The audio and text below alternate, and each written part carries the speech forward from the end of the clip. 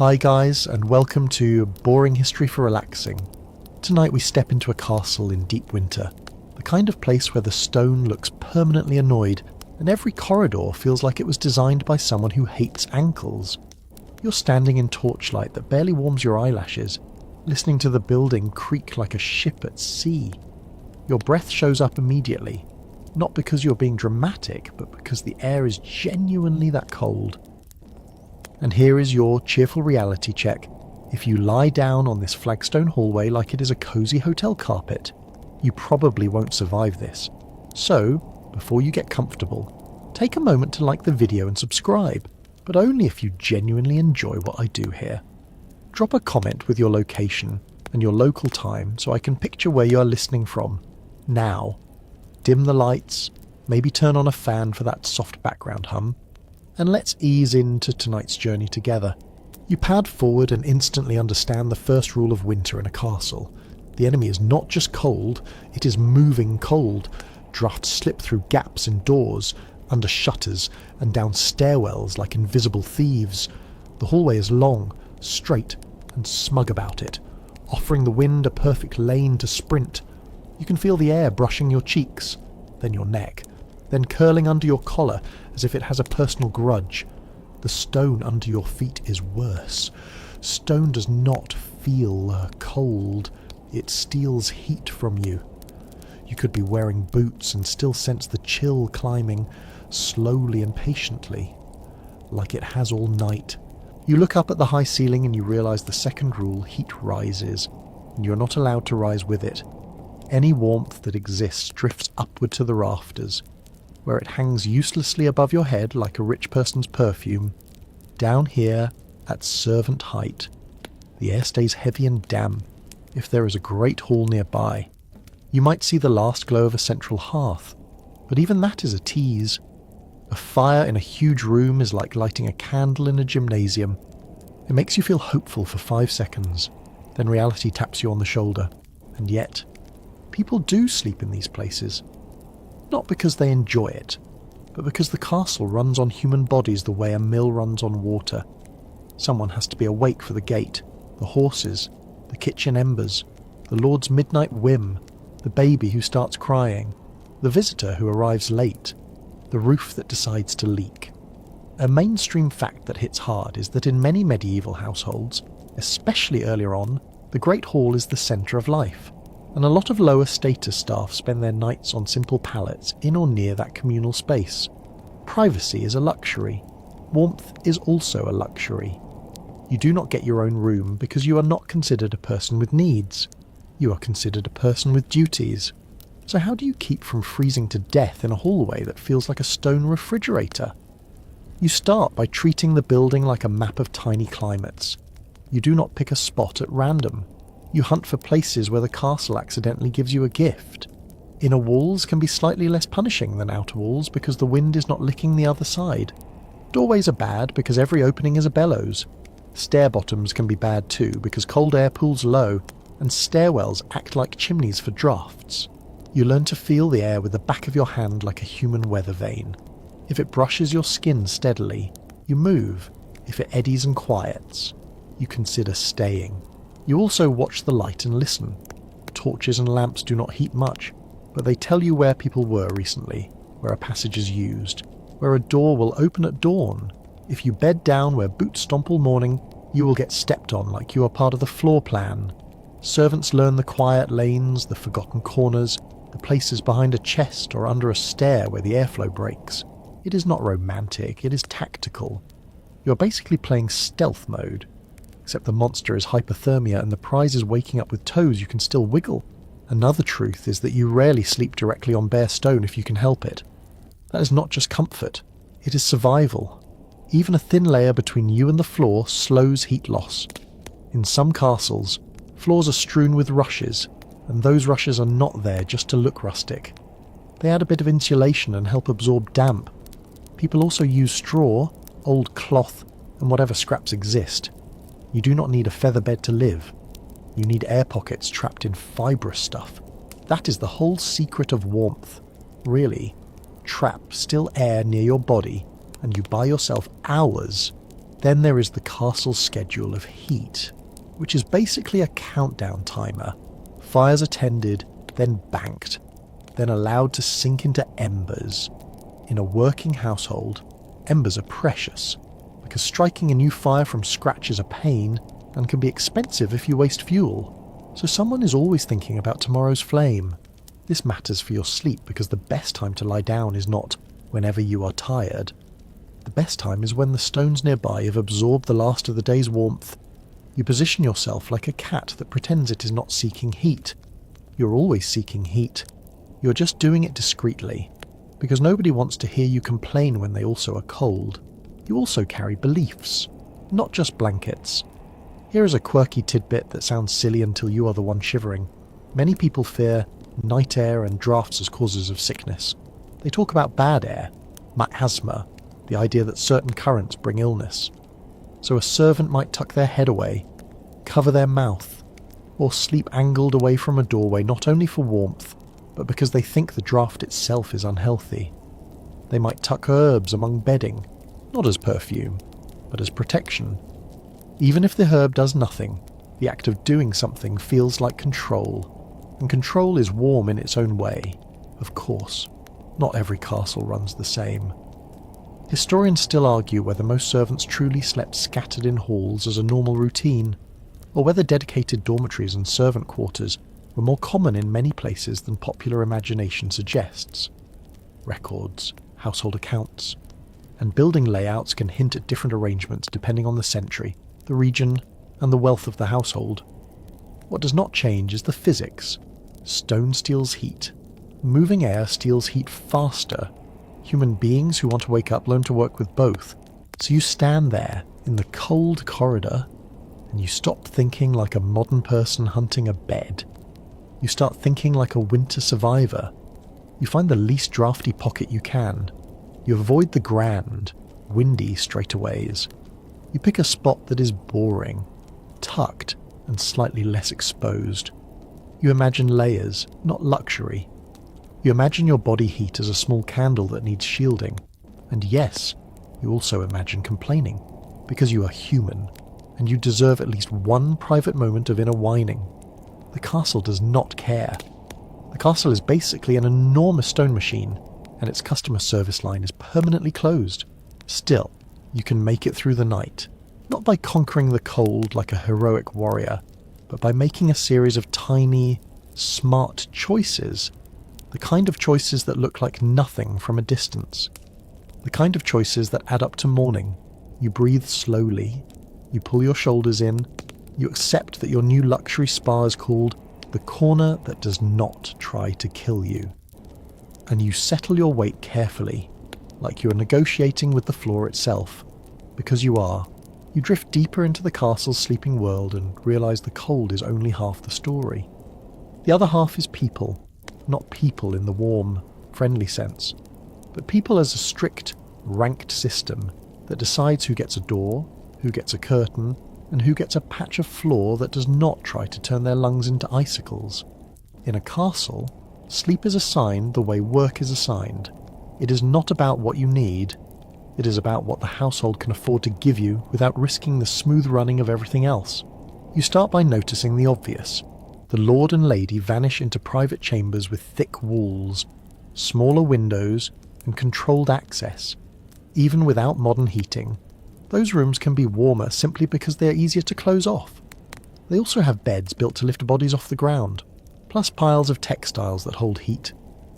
It is mainstream historical fact that elite households often slept in private chambers and used bed hangings, canopies, and heavy fabrics to create a warmer pocket around the bed. It is not just decoration. It is insulation with status attached. You, however, are not the main character of the castle's comfort plan. You are part of its maintenance plan. So you look at the servants who orbit the household and you see a pattern. The ones closest to the Lord's personal needs often sleep closest to the Lord, not because anyone cares about their well-being, but because they must be reachable fast. Valets, ladies' maids, and personal attendants might sleep in an antechamber or a smaller room nearby, sometimes on a truckle bed or on pallets. Their sleep is lighter because their job is to wake quickly. If they get a slightly better spot, it is a tool, like a knife kept sharp for use. Then you look at the next ring outward, the staff who keep the castle functioning rather than serving a single person. Cooks, bakers, brewers, and scullions tend to cluster closer to workspaces because fire and food do not wait for sunrise. In winter, the kitchen side of the building can be the closest thing to a heat bank, but you do not automatically get to sleep there. Access matters. The kitchen is a high-risk zone for theft accusations. Food is valuable, fuel is valuable. A servant caught sleeping where stored provisions are kept can be treated like a suspect, even if they are just desperate for warmth. So the kitchen staff might have designated corners or rooms nearby, while unrelated workers are pushed away. Lower down the ladder, you meet the people who do heavy lifting, hauling, mucking, scrubbing, carrying water, cleaning ash, and doing the jobs nobody wants to notice unless they stop happening. Their sleeping arrangements tend to be communal and flexible. Some castles have dedicated servant dormitories or loft spaces, especially later periods or larger households, where workers sleep in groups. In other settings, especially when the household is crowded with guests, servants spill into corridors, stair landings, gate passages, and any space that can hold a pallet. The romantic idea that every servant constantly sleeps on hall floors is a bit exaggerated. But the hard truth is that overflow happens, and overflow usually means the coldest, least private spots. You also learn that some jobs come with a built-in reason to be near a particular location at night. Gatekeepers and porters may have a lodge near the entrance because someone must respond if there is trouble. Watchmen and guards might have a room, a bench, or a sheltered place along their route. Stable hands may sleep close to animals because horses are expensive and vulnerable. Here is the uncomfortable part. Proximity to warmth is often proximity to responsibility. If you're sleeping in a relatively sheltered area, it might be because you're expected to wake up and deal with something awful at 2 Enjoy your slightly warmer misery. You start paying attention to what the castle values, because that points directly to who gets better sleeping options. The castle values security, so people connected to doors and keys get more strategic shelter. The castle values food, so kitchen staff may stay nearer heat and supplies, but under scrutiny. The castle values noble comfort, so attendants cluster close to the chambers. Everyone else is arranged like spare parts, and the rules are not always written down. They live in habit, in the sharp glance of a steward, in the way an older servant points at a corner with their chin, as if that corner has always belonged to someone else. You do not argue, you learn fast.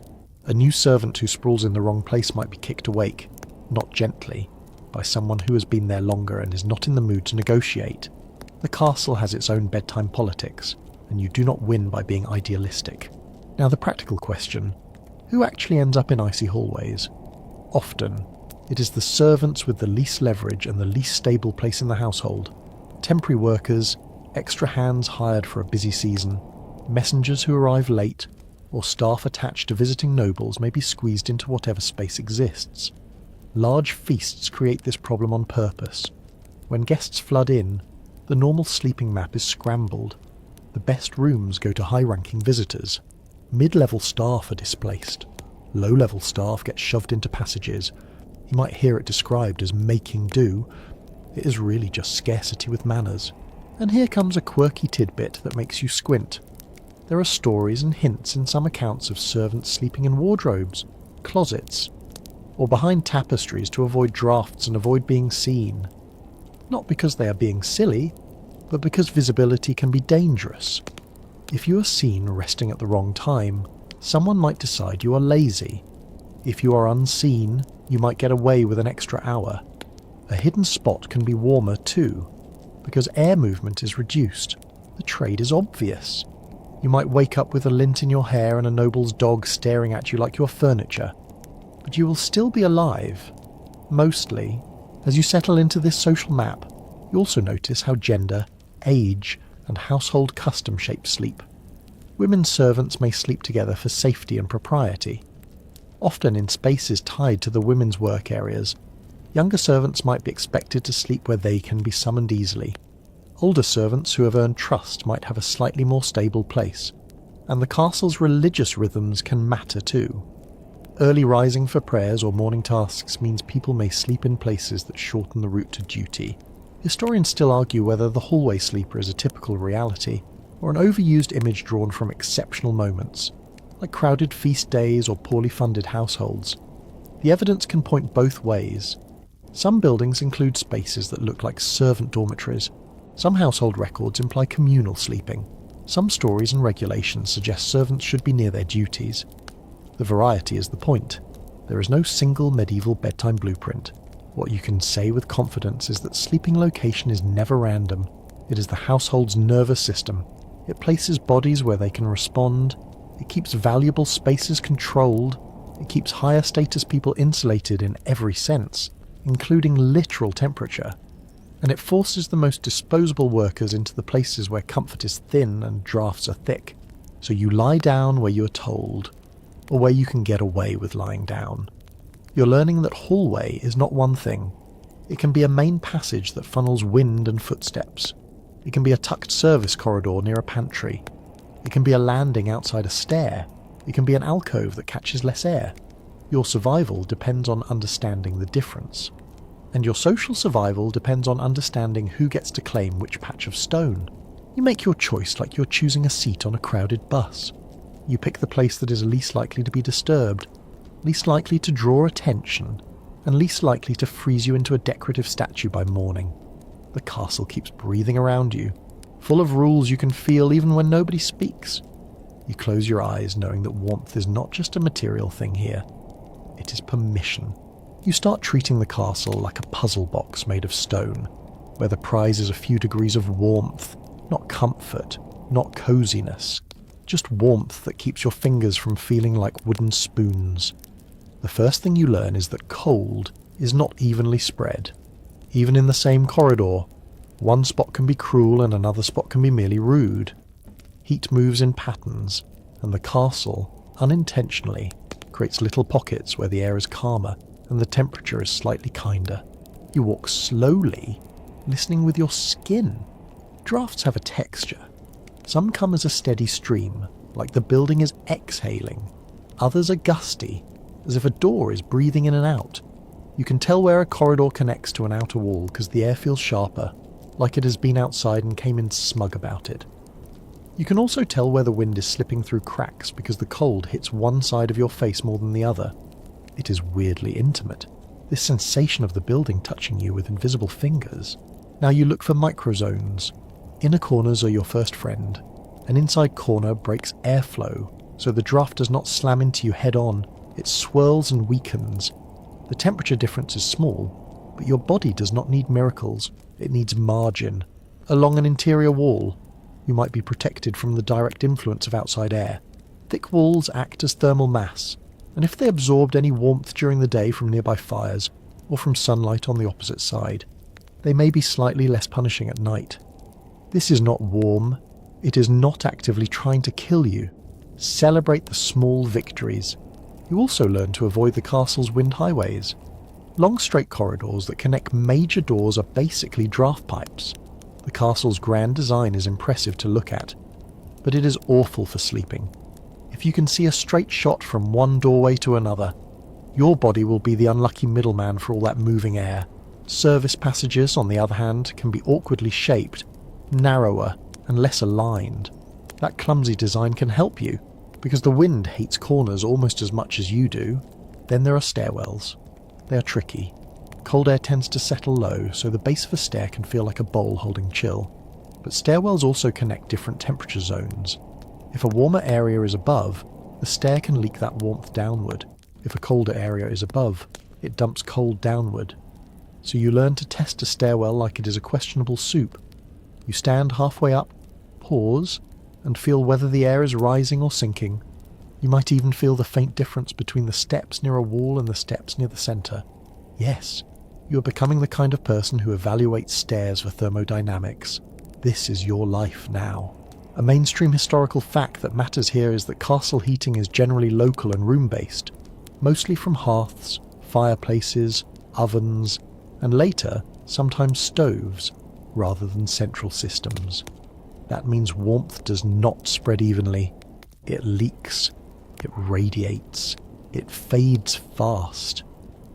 So the best sleeping spots for servants are often near places where heat is produced, even if you're not supposed to be there, not right next to the fire like a spoiled cat, but near the spillover, outside a kitchen, beside a bakehouse wall, near a brewery corner, or close to a chimney stack that carries warm smoke upward.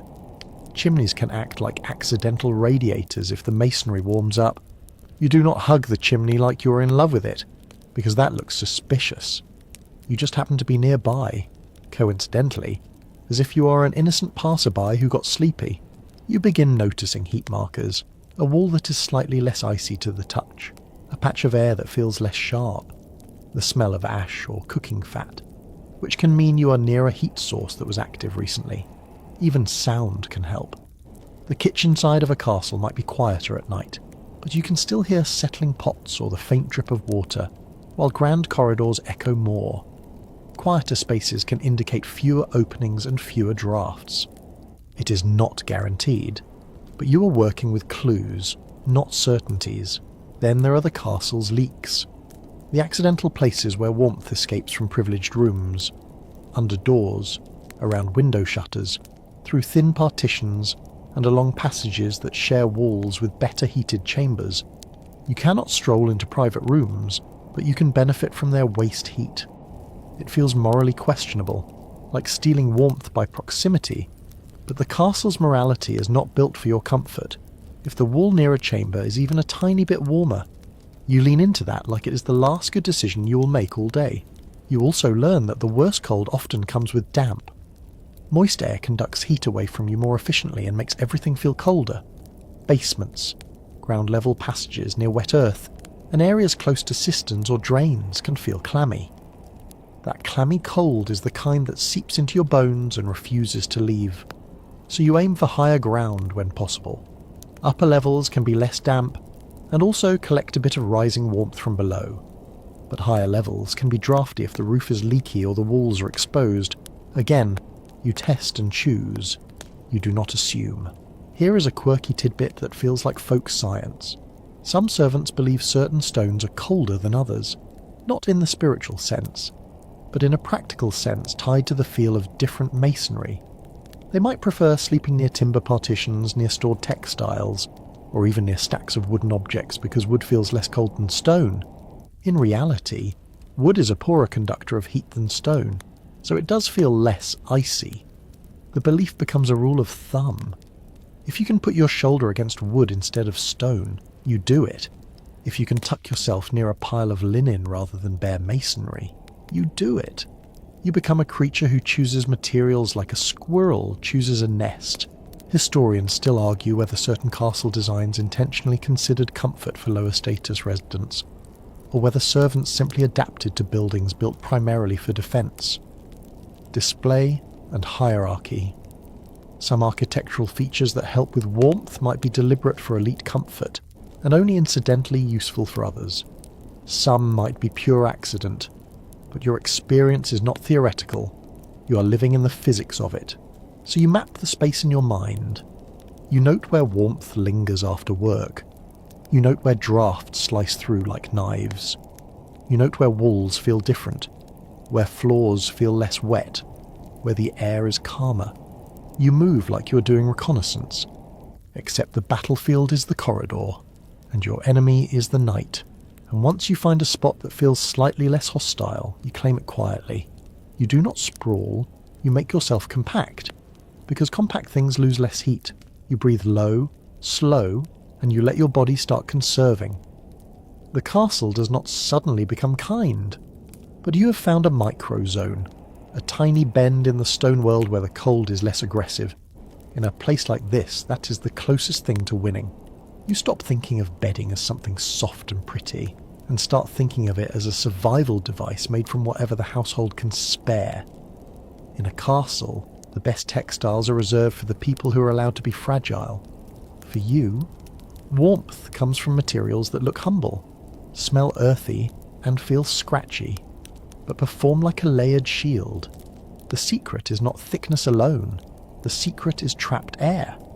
You want fibres that hold little pockets of stillness, because still air is what slows your body heat from escaping. The first material you meet is straw. Straw is not glamorous, but it is brilliant in the way a cheap hack is brilliant. It is dry when stored well, springy enough to lift you off stone, and it creates thousands of tiny air gaps. A straw pallet can be nothing more than a sack stuffed with stalks, or a loose pile kept in a corner and refreshed when it becomes too flattened. You learn fast that flattened straw is basically betrayal. When it compresses, it loses air pockets and becomes just a cold, crunchy mat, so you shake it, fluff it, rebuild it, like you're making a nest. Yes, you're basically a human doing bird behaviour, and you're not proud, but you're also not frozen. Rushes show up too, especially in spaces where floors are strewn. Rushes can be layered and replaced, and in some places they are mixed with aromatic herbs. People sometimes do that for smell, sometimes for tradition, and sometimes because they believe the plants help ward off sickness. The practical benefit is that rushes provide a thin insulating layer and reduce direct contact with damp stone.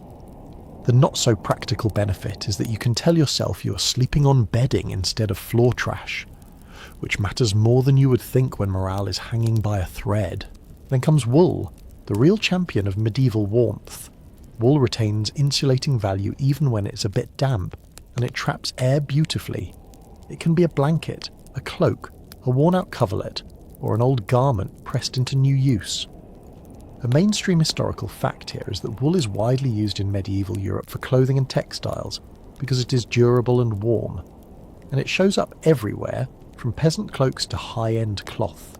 Servants may not get fine wool, but they often have access to something woolen, even if it is patched, rough, and itchy enough to make you question your life choices. You discover that a thin wool layer between you and the stone is worth more than 2 layers of smooth linen.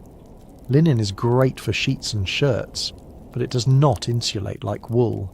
Linen is a skin-friendly barrier, a way to keep rough fibres from scraping you raw, but the real heat retention comes from wool and from bulk.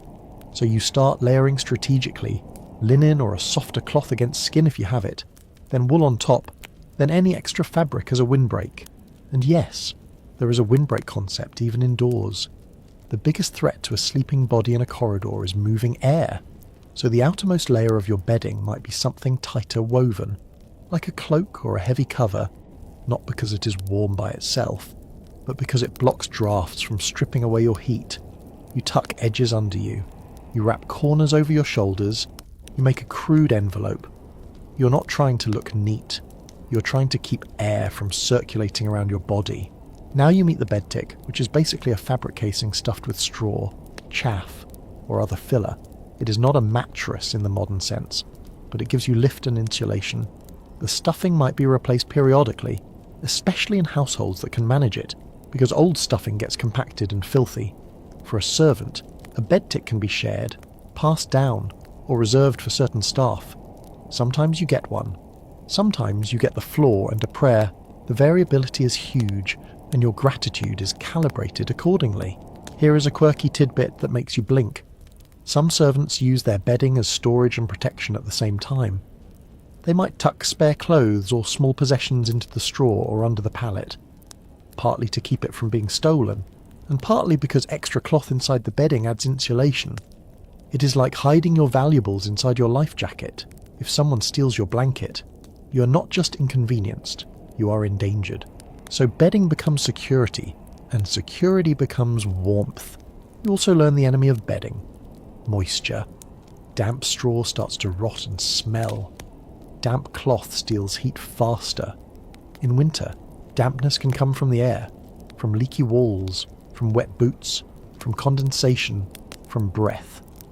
If you cover your face too tightly, your breath can dampen the fabric near your mouth and nose. That damp patch becomes colder as the night goes on. So you angle your head, leave a small gap, or pull fabric up to your cheeks without sealing it completely. You manage your own humidity like a miserable little climate engineer. Then there is the problem of parasites. Bedding can attract fleas and lice, especially when people sleep in shared spaces and textiles are reused. This is one reason rushes and herbs appear in stories. Some people believe strong-smelling plants help. Sometimes they do repel insects a bit, sometimes not much. But even if it is mostly wishful thinking, it gives you an action to take. You can scatter something, rub something, shake something out. It is better than lying there feeling like you're being nibbled by invisible rice grains. Historians still argue how widespread clean bedding was for lower status workers, and how often materials were refreshed, because sources tend to reflect ideals, rules, or the habits of wealthier households. What is clear is that bedding was not a single object. It was a system, a base layer to get you off stone, an insulating layer to trap air, an outer layer to block drafts, and a set of habits to keep it from becoming damp and flat. So you build your little nest. You pull straw into a thicker pad under your torso, because your core heat matters most. You do not waste insulation under your legs if you can move some of that bulk under your chest and hips. You keep your feet wrapped, because toes are dramatic and will complain first. You tuck fabric edges so drafts cannot slide in and steal warmth. You position your head so your breath does not soak the cloth. It is all tiny adjustments, and each one adds minutes, then hours. You lie down, and it still feels cold. It is not a miracle, but it is manageable. The stone is no longer directly drinking your heat. The air around you is calmer. The fibres around your body are holding pockets of warmth like a careful hand holding water. You're not cosy, but you're not losing. In a castle winter, that difference is everything. You learn quickly that for a servant, sleep is not a time to undress and become delicate. Sleep is a time to armour up. Clothing is not just what you wear for work.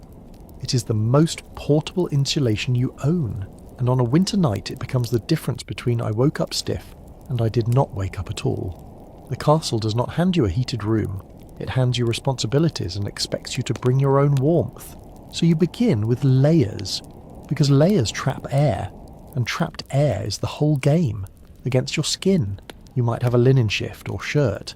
Linen feels cleaner and reduces irritation, which matters when your outer layers are rough and reused. Over that, you pull on wool. Wool might be a tunic, a kirtle, a wrap, or a patched garment that has served 3 previous owners and now smells like honest labour. It itches, but it insulates even when the air is damp. Your body heat warms the wool fibres. The fibres trap air, and that air becomes a thin private climate around you. You keep your legs covered too. Hose, leggings, or wrapped cloth around calves is not fashion for you. It is heat retention. Blood cools fast in extremities, and cold legs can pull warmth away from your core. You also discover a simple truth that sounds silly until you live it. A cold neck can make your whole body feel cold. So you wrap a scarf or a strip of cloth around your neck, or you tuck your chin into your collar like a grumpy turtle. Head covering becomes non-negotiable. A wool cap, a coif, even a folded cloth tied around your head. It all matters. Your head loses a lot of heat because it is exposed and full of blood flow. Covering it also helps you sleep, because cold ears make every sound feel louder. A cap muffles sensation. It turns the castle's nighttime noises into a softer blur. You cannot control the temperature of the corridor, but you can control how much your body radiates into it. Then you get tactical with what you already carry. Cloaks are the obvious hero. A cloak can be a blanket, a windbreak, and a top layer all at once. You can wrap it around your shoulders, then fold the hem over your feet. You can pin it so it stays closed. You can use it as a makeshift sleeping bag by tucking edges under your body. The goal is to stop drafts from flushing away the warm air your clothing layers create. A mainstream historical fact that helps anchor this is that medieval clothing often uses wool as a primary material for outer garments, and cloaks and mantles are common across classes because they are practical for outdoor travel and cold interiors. Even if your cloak is cheap and threadbare, the shape is functional. It is fabric engineered by necessity, and necessity is the most honest designer there is. You also learn about sleep posture as part of clothing strategy. If you lie sprawled, your cloak opens, your layers shift, and drafts sneak in. If you curl slightly, you reduce your surface area and keep fabric wrapped around you. You might sleep on your side with knees bent, hands tucked in. This is not just fetal comfort, it is thermal efficiency. Your body becomes a compact bundle, and your clothing stays arranged the way you need it. Now, there is a social element too. You cannot always sleep with your boots on. Boots are dirty, they track mud and manure, and some households treat wearing footwear in certain spaces as disrespectful. But if the floor is bitter cold, you keep something on your feet: thick socks, felted wraps, spare cloth strips. You might even stuff fabric inside footwear if you must remove boots, then keep the footwear close so you can slip into it quickly if summoned. Imagine being jolted awake by a shout and needing to sprint through icy corridors with bare feet. Your feet would write an angry complaint letter to your brain, and your brain would ignore it because the Lord is yelling, so you prepare. Here is a quirky tidbit that shows up in practical law. Some servants tie their sleeves or wrap cloth around wrists to keep drafts from sneaking up their arms. People talk about cold creeping into joints, and whether or not they describe it medically, they are noticing a real feeling. Cold air sliding through sleeve openings can chill you fast, so you tighten cuffs, add wrist wraps, or tuck hands into the body of your tunic. It looks awkward. It works. You also use your belt not just for holding tools, but for holding warmth. A belt can keep layers close to your core and prevent fabric from lifting when you move. If your tunic rides up, the draft can hit your belly and make you instantly regret everything, so you cinch, not for style, but for seal. You are basically weatherproofing yourself. And of course, clothing is not infinite. Servants often have limited sets of garments. If you sweat during work and then sleep in damp clothing, you can get dangerously cold once you stop moving. That is one of the quiet winter hazards. Sweat is a trap. If you have a dry shirt or a spare wrap, you change into it.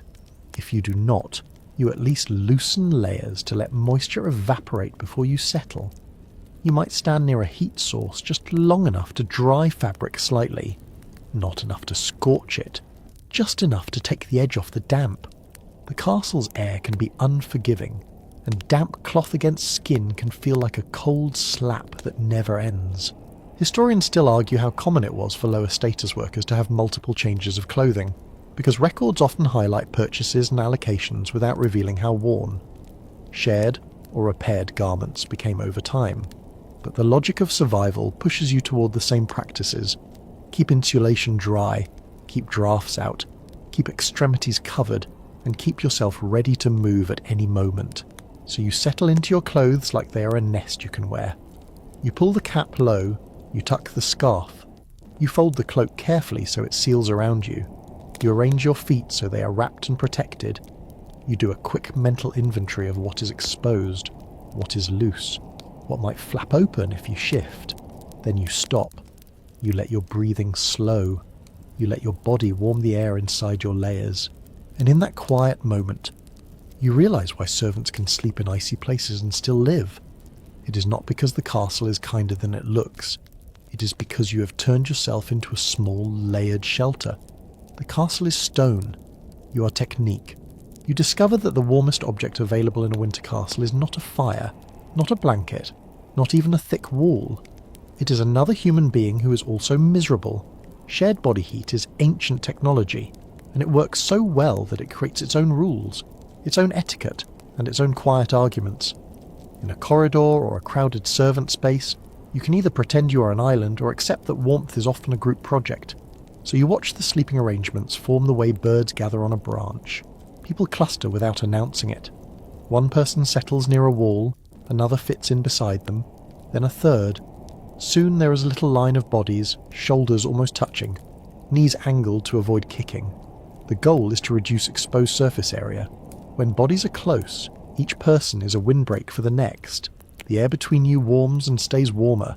A single sleeper is like a lone candle in a drafty room. A cluster is a small campfire of breathing, even if nobody wants to admit it. This is where rank and trust become very physical. You do not automatically press up against anyone you like. There are boundaries, especially around gender, age, and household expectations of propriety. In many settings, men and women sleep in separate clusters or spaces when possible. Younger servants may be placed with others their age. People who are not trusted might be kept at the edge of a group, both for social reasons and because theft is always a fear. If someone's pouch goes missing in the night, the person sleeping closest becomes suspect. Warmth has consequences. A mainstream historical fact that matters here is that communal sleeping is common in many pre-modern households. with multiple people sharing rooms and even beds depending on status and crowding. Privacy is not assumed. The idea that sleep must happen alone is a modern preference, not a medieval default. When space is limited and nights are cold, togetherness is practical. It can also be forced, because the household squeezes bodies into available areas the way you pack winter supplies into a chest. You feel the awkwardness immediately. Someone's elbow is sharp. Someone's breath smells like onions. Someone mutters in their sleep like they are negotiating with a demon. And someone, inevitably, snores with the confidence of a person who believes the world should hear them. You do not have the energy to be picky. You're too tired to be offended. Still, your brain keeps a small tally of annoyances, because being cold does not erase your personality. It just makes it crankier. You also learn the practical positions. People lie head to foot sometimes, especially if the space is narrow, because it allows more bodies to fit and reduces the direct blast of breath in someone's face. It can also spread warmth more evenly across the cluster. If everyone's heads are on the same side, the group might become a little warmer on one end and colder on the other. Which sounds like a joke until you are the unlucky person at the cold end. You might rotate positions on different nights, or you might accept your fate if you are low in the pecking order. Here is a quirky tidbit that makes you smile despite yourself. Some servants develop quiet sleep alliances. Two people who work the same area or trust each other might always settle near each other. Not romantically, just practically. They share small habits. One keeps an eye out for a supervisor, the other shares a scrap of cloth for extra covering. One wakes the other if a draft shifts. It is like a tiny team inside the larger machine of the household. Warmth builds friendship faster than any formal introduction, but there are risks. The closer bodies are, the more easily sickness can spread, especially respiratory illness. People in the past may not understand germs, but they understand patterns. If one person coughs hard for days, others might keep a bit of distance. They might attribute illness to bad air, to chill, to imbalance in the body, but they still notice contagion in a practical sense. So clustering is a balance between warmth and fear. This is one reason certain servants might prefer sleeping slightly apart even if it is colder. They might rather shiver than share air with someone who sounds like a collapsing bellows. Historians still argue how much choice servants actually had in these arrangements, because some evidence suggests strict household management and designated sleeping places, while other evidence implies more fluid, improvised patterns, especially during busy times or in less regulated households. The truth likely varies widely. Some stewards want order. Some households accept whatever keeps work getting done. Either way, your lived reality is that bodies are resources. Your warmth is partly yours and partly borrowed. And borrowing warmth has etiquette. You do not sprawl into someone's space. You do not hog the best sheltered side of the cluster unless you are allowed. You do not steal someone's blanket edge in the night, even though you absolutely want to, because that is how fights start. If you need to adjust, you do it slowly, careful not to wake others. Waking a tired servant is like poking a bear, except the bear has chores at dawn and will blame you for all of them. You also notice that sound changes in a cluster. The castle's noises feel farther away. The shared breathing creates a soft rhythm. The warmth makes your muscles loosen. Even the smell becomes familiar, a blend of wool, smoke, and work. It is not pleasant like perfume, but it is human. It reminds you that survival here is communal, even if everyone pretends they are tough lone survivors. And then there is the quiet comedy of it. You might be pressed shoulder to shoulder with someone who spent the entire day acting superior because they work closer to the pantry, only to find them curled up like a cat, shamelessly soaking up the group's warmth. Another person might insist they sleep better alone, while inching closer and closer until they are basically glued to the cluster like a barnacle. You keep your eyes closed and let them save face. The cold makes liars of everyone. You settle in, adjusting your position so your back is protected and your front is covered. You aim your feet where they will not kick someone, because if you start a midnight feud over toes, you will lose. You let your shoulders relax, and you feel the heat of other bodies seep through layers of wool and cloth. It is subtle at first, then more noticeable, like a slow-spreading warmth. that convinces your brain to stop sounding alarms. In this arrangement, you're not just sleeping, you're participating in a quiet, unspoken agreement. We will share warmth, we will tolerate each other's noises, and we will all wake up functional enough to keep this stone beast running. The castle is cold, but the cluster is a small defiance. You close your eyes and let that defiance do its work. You learn that fire in a castle is not a constant comfort. It is a timed event with rules, shortages, and watchful eyes. The household does not burn fuel all night just so you can toast your toes. Wood is labour, charcoal is expense. Every log has been hauled, split, and guarded like treasure. So warmth comes in waves. Your job, if you want to stay alive and not get yelled at, is to ride those waves without getting caught surfing. In the evening, sister, the hearths are busiest, cooking, heating water, finishing tasks, keeping the main spaces presentable. Even if you're not in the best rooms, you feel the castle's last daytime warmth drifting outward in thin, stingy threads. People angle their work near fires when they can. A scullion might take a moment to organise something close to the hearth. A porter might linger near a brazier with the excuse of checking equipment. Everyone has a reason. Everyone is lying a little. Then the fires change. The big blaze shrinks. The steward or the kitchen master cares less about your comfort than about not losing the next day's flame. So the coals are managed carefully. A mainstream historical fact here is that many households bank fires overnight, covering embers with ash to keep them smouldering so they can be revived in the morning. That way you do not waste time and effort restarting from scratch. This practice shapes the entire night. It dictates who stays awake, who tends embers, and where warmth remains. You see the people assigned to fire duty, and you instantly respect them because their hands smell like ash, and their eyes look permanently tired. They are not heroic in the storybook sense. They are practical. They know how to rake coals into a tight mound, how to cover them just enough, how to keep a spark alive without letting it flare. They understand the line between safe and you just burn down half the castle, and that line is thinner than anyone wants to admit. For you, the ember phase creates a brief window of opportunity. The masonry around a hearth holds heat.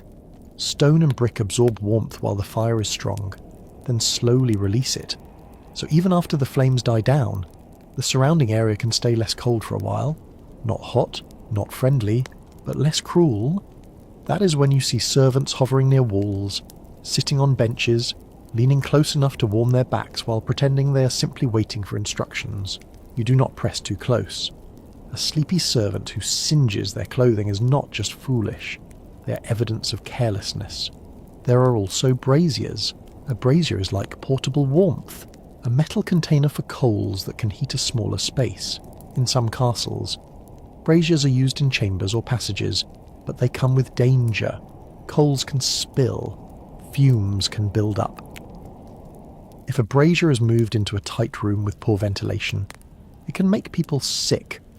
People might not describe it in modern terms, but they know the feeling of headache, dizziness, and weak limbs. So braziers are controlled. They belong to higher status areas or supervised places. If you see one, you treat it like a noble. You admire it from a respectful distance. Here is a quirky tidbit that shows the household's paranoia. In some settings, servants are explicitly forbidden to take live coals or embers away from hearths without permission. Fire is a tool and a threat. A stolen coal could warm your feet, or it could start a hidden blaze in straw bedding. So the rule becomes strict. If you need warmth, you're expected to get it from the shared fire zones, not by carrying fire into improvised sleeping spots. Of course, rules and reality sometimes wrestle. A desperate person might risk it anyway. But the risk is not just punishment. It is guilt if something goes wrong.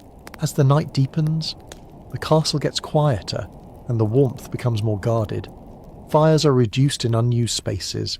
Doors are shut. Some corridors go dark. The remaining warm points feel like islands. People on duty drift toward them as if pulled by gravity. Watchmen might pause near a hearth to take the edge off their chill before continuing their rounds. Kitchen staff might rest near the bakehouse wall after finishing late tasks. Even animals, if they're nearby, can become part of the heat map. A dog curled near embers is not just cute, it is smart. Now you start thinking about the timing of your own rest. If you sleep too early, you might miss the best residual warmth and wake later when the stone has cooled. If you sleep too late, you might be summoned before you get any rest. The household's rhythm forces you into compromises. Some servants snatch short sleep in warm zones, then move when the area cools or when someone important arrives. Sleep becomes modular. You take what you can, where you can, without becoming a nuisance. Historians still argue about how often servants truly slept near active hearths versus being pushed away for safety and discipline. Household regulations and moral writings sometimes scold servants for idling by the fire. That implies it happened enough to annoy people with authority, but annoyance is not proof of routine, it is proof of tension. Warmth attracts humans. Humans make rules to control what they want themselves. That logic is timeless. You also learn about the psychology of embers. A fire that is almost out is strangely comforting. The glow is soft. The heat is gentle. The danger feels lower. It can trick you into relaxing, but embers still bite. A careless hand can burn. A stray coal can ignite cloth. So you develop a cautious respect. You position yourself where you can benefit without tempting fate. You keep your bedding and clothing away from the hearth edge. You do not fall asleep with your cloak draped too close. You do not want to wake up smelling like smoke and panic. Sometimes you hear the faint scrape of a rake, the quiet clink of a shovel, the sound of ash settling. Those are the night's firekeepers at work, maintaining tomorrow's spark. Their job is boring until it fails, and then it becomes a disaster that wakes everyone. You're grateful they exist because their discipline makes the whole castle possible. Fire is the castle's hidden heart. It feeds food, light, and warmth. It also threatens to destroy everything if mishandled. So you take your warmth in measured doses. You let a heated wall warm your back. You let the last glow calm your nerves. You learn to read the ember life cycle like a clock, and when the fire finally fades to a dull whisper, you accept that the castle will not hold your hand. It will simply cool, slowly and stubbornly, until morning routines awaken the flame again.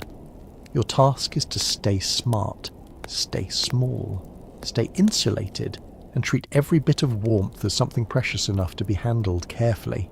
You discover the castle's most satisfying little secret. You can carry warmth with you, not as fire, but as stored heat. If you cannot sleep beside a hearth, and you cannot drag a brazier into your corner, you can still cheat the cold with objects that have spent time near heat. This is where servants become quietly inventive, using materials that look ordinary but behave like small. Obedient heaters when treated right. The simplest method is the warmed stone. You find a stone or brick placed near a fire earlier in the evening, not so close that it cracks or becomes dangerously hot, but close enough to soak up heat. The stone holds that warmth for a surprisingly long time, because dense material releases heat slowly. You wrap it in cloth to avoid burns and to slow heat loss even more. Then you bring it to your sleeping spot and tuck it where it helps most, usually near feet or between knees. Warm feet can make your whole body relax. Cold feet can make you lie awake inventing new curses for winter, so you prioritize the toes. A mainstream historical fact here is that hot stones, heated bricks, and similar thermal mass tricks have long been used in many cultures to warm beds and bodies, especially before modern heating. The medieval household does not need to invent thermodynamics to notice that a warmed object stays warm. This practice fits perfectly with a world where fuel is costly and personal comfort is rationed. But there are rules, spoken or unspoken. You do not take stones from sacred places. You do not steal bricks from a wall, obviously, unless you enjoy being executed by a mason's stare.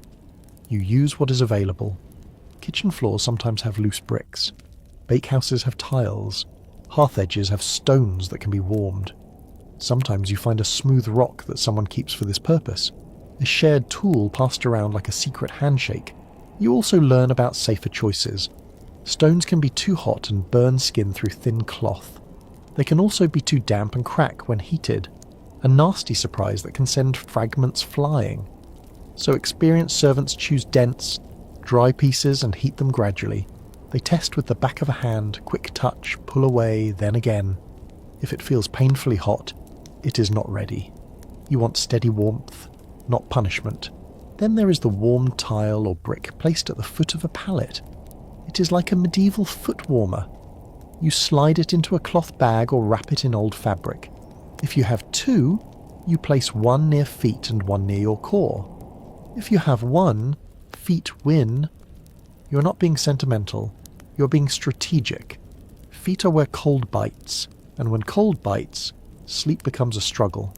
Here is a quirky tidbit that sounds like folk magic, but is really just habit. Some servants prefer to warm a piece of ceramic, like a small pot shard or a flat tile, because they believe it gives a gentler heat than stone. The reality is that different materials release heat differently, and a flat tile spreads warmth across a wider area. The servant does not need a lecture on heat capacity. They just know what feels better. They will swear by their favourite warmer, the way people swear by a specific brand of pillow today. Of course, you cannot always carry a hot brick openly. It looks suspicious. It looks like you stole fuel. So this practice often happens quietly, using justified objects. A kitchen helper might claim they are moving a warmed brick for drying something. A laundress might say the warmth helps soften cloth. A stable hand might say it helps with a stiff strap. Are these true? Sometimes.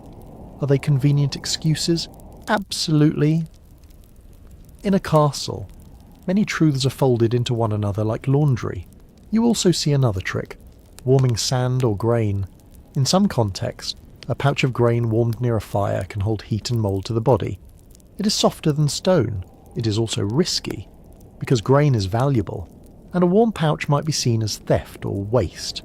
So this is not common for the lower status staff, but you might see it used in sick rooms or by people with access to stores. It is the kind of comfort that becomes medical when someone wants to justify it. Now you learn the limits. A warmed object helps you fall asleep, but it does not last all night. Its warmth fades. It might buy you an hour or two of deeper rest. That can be enough. In a world where sleep is broken and duty interrupts, an hour of real warmth can feel like a banquet. But you do not rely on it alone.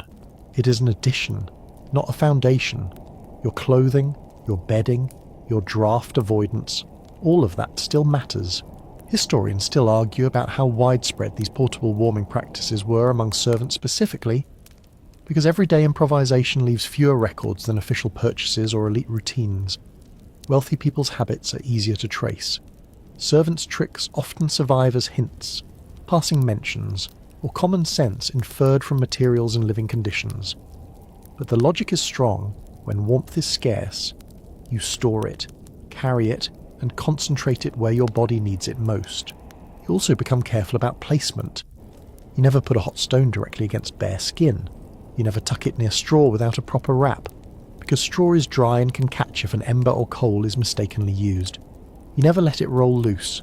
You make a cradle for it, a nook in cloth, a corner of bedding that holds it steady.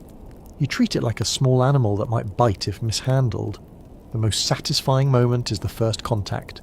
You settle down, you tuck the wrapped brick near your feet, and you feel warmth bloom through layers. Your toes stop screaming, your calves loosen.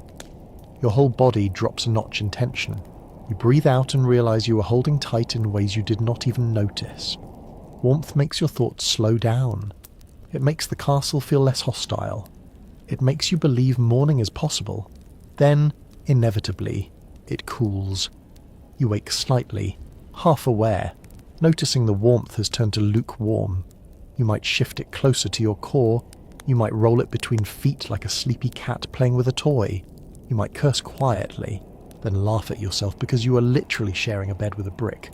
This is your life, and you are making it work. By the time your body settles again, the brick is no longer a heater. It is just not cold yet, and even that helps. It is a small victory, the kind that keeps a servant going through endless winter nights. You have found a way to carry a piece of the fire without carrying fire itself. In a stone castle, that is as close to magic as you are likely to get. You realize that a hallway is only as cold as the wind that can reach you. Stone can be brutal, sure, but moving air is what turns unpleasant into dangerous. So you start treating drafts the way sailors treat waves. You do not fight the whole sea, you build barriers, redirect the force, and create a calmer pocket where you can rest. The castle already contains tools for this. Even if nobody calls them insulation, heavy hangings, curtains, tapestries, screens, and even furniture can change airflow dramatically. A single hanging cloth can break a draft and stop it from sweeping over your body. It does not need to be thick, it just needs to interrupt the current. The air slows, your body's heat stays closer, and the temperature in your little pocket creeps up by just enough to matter. A mainstream historical fact here is that textiles like tapestries and wall hangings are used in many medieval and early modern interiors, not only for decoration, but also to help with insulation and draft reduction. They can add a layer of still air between the wall and the room and reduce the feeling of cold radiating from stone. For elite spaces, this is luxury. For you, it is a practical feature you quietly benefit from when you can. But you cannot just grab a lord's tapestry and make yourself a tent. That is how you become a legend, and not the fun kind. So you look for lower status equivalents, service curtains, rough hangings, spare cloth used to partition work areas, or even the backs of large chests and cupboards placed along corridors. Storage furniture is common in castles, and it is useful for more than storing things. A big wooden chest against a wall can block cold drafts coming from gaps near the floor. Wood is also less cold to sit against than stone, so you position yourself behind it, like a child hiding in a game. Except the stakes are your body temperature. Screens are another gift. A folding screen or a simple panel can split a draft and create a sheltered nook. In a household that values order, screens might be used to create privacy in a hall, or to keep servants out of sight during certain moments. When night comes, that same screen can become a windshield. You do not move it without permission if it is important, but you may be allowed to settle in its lee. The screen becomes a wall within a wall, and that extra layer matters. You also learn how doors act like draft engines. A door that opens to an outer courtyard brings in cold air like a bucket of ice dumped into the corridor. Even when shut, a poorly fitted door leaks air around its edges. Servants sometimes stuff cracks with cloth, straw, or even twisted rushes. Not as an official repair, but as a temporary plug. It looks crude, but it can reduce the biting stream that hits ankles all night. Of course, you cannot block an important doorway completely. If the door must open quickly in an emergency, a stuffed crack becomes a hazard. So you learn to plug lightly, not seal. You reduce the worst flow without turning the castle into a trap. Here is a quirky tidbit that makes you grin. Some servants develop a habit of draft listening. They can hear a draft as a faint whistle or hiss through a gap, especially when the rest of the castle is quiet. They might lie down, then sit up, then shuffle 2 feet to the left, because the sound tells them the air is cutting right across their face. It is like trying to sleep next to a mosquito, except the mosquito is the building itself. Then there are stair landings and alcoves. Architectural niches, door recesses, and wall bends can act as natural wind traps. If a corridor turns, the draft loses momentum. If a doorway is set back, the recess can be calmer. You choose these spots not because they are pretty, but because geometry is on your side. A right angle is a blessing. A straight line is a curse. You also use your own belongings as barriers. A rolled cloak can be placed along the edge of your bedding to block a low draft. A basket, a bucket, even a bundle of firewood can be positioned to interrupt airflow. Again, you do not steal or rearrange critical supplies. You just take advantage of what is already there, nudging it slightly. In a castle, everything has a place, and if you move something too far, someone will notice at dawn and decide you're the reason the world is falling apart. Now you start thinking about vertical space. Drafts often travel low along the floor. If you can lift yourself even slightly, you might escape the coldest layer of air. A bench, a low platform, a wooden pallet, even a thick layer of straw can help. This is not about being higher for heat rising. In a corridor, heat rising is a fantasy. This is about avoiding cold pooling at floor level. The difference between sleeping on bare stone and sleeping on a wooden bench can feel like the difference between misery and manageable misery, which is still a win. Historians still argue how widespread and intentional draft control was in servant spaces, because elite interiors leave more visible evidence of insulation efforts, while service areas are less documented. But servants, being human, would notice the same physics and adapt. You do not need official instruction to realise a curtain stops wind. You just need one night of your nose freezing. You also learn not to overdo it. A fully enclosed little tent of fabric might trap warmth, but it might also trap stale air and moisture. Breath builds dampness. Dampness chills. So you want a barrier that blocks the draft while allowing enough circulation that you do not wake up feeling clammy and cold. You create a half shelter, not a sealed cave. You are building comfort, not a swamp. As you settle into your chosen nook, you arrange your setup like a tiny stage set. Barrier behind you to block the strongest draft. Something at foot level to interrupt low airflow. Bedding angled so your head is not directly in the stream. You tuck fabric edges, not too tight, but enough to reduce gaps.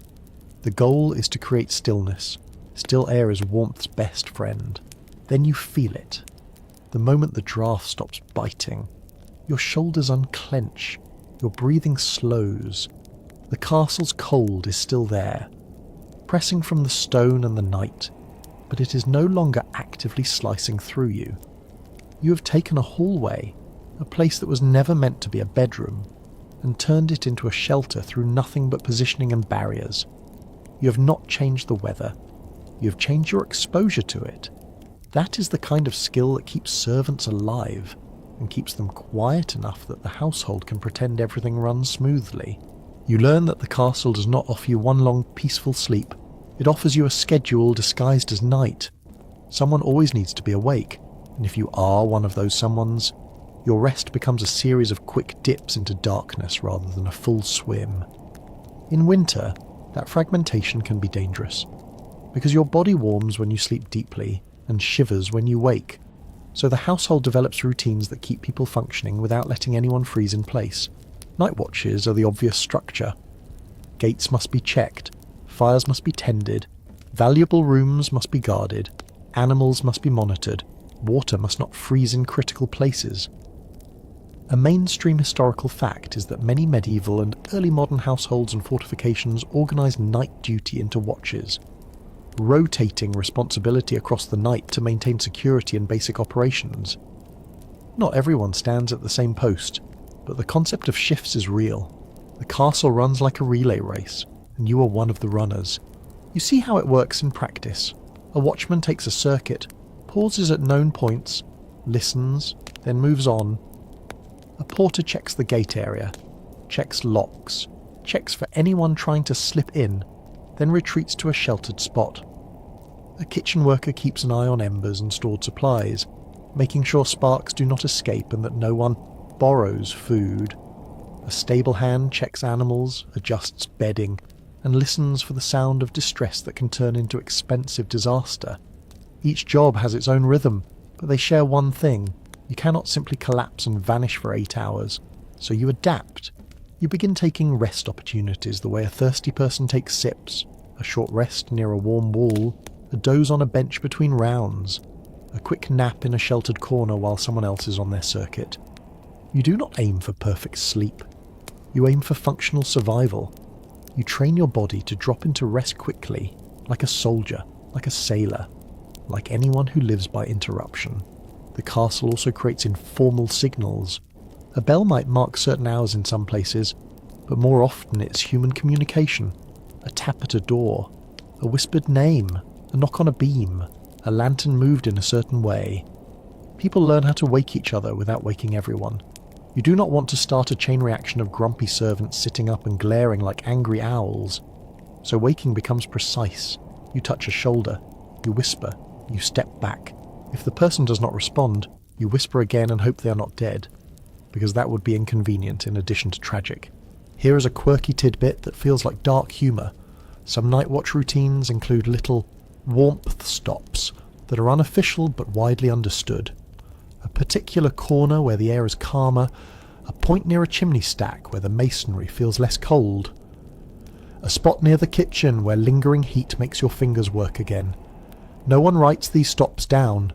They are passed person to person like gossip. New workers learn them quickly, because cold teaches faster than any supervisor.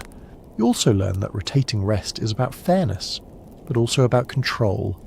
If one person always gets the best dozing spot and another always gets the coldest bench, Resentment grows. Resentment makes mistakes. Mistakes make disasters. So experienced staff sometimes rotate who rests where, especially among a team that must rely on each other. It is not kindness. It is practical management. A resentful watchman might forget to check something. A sleepy porter might miss a sound.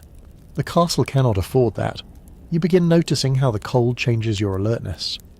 At first, you are sharp because discomfort keeps you awake.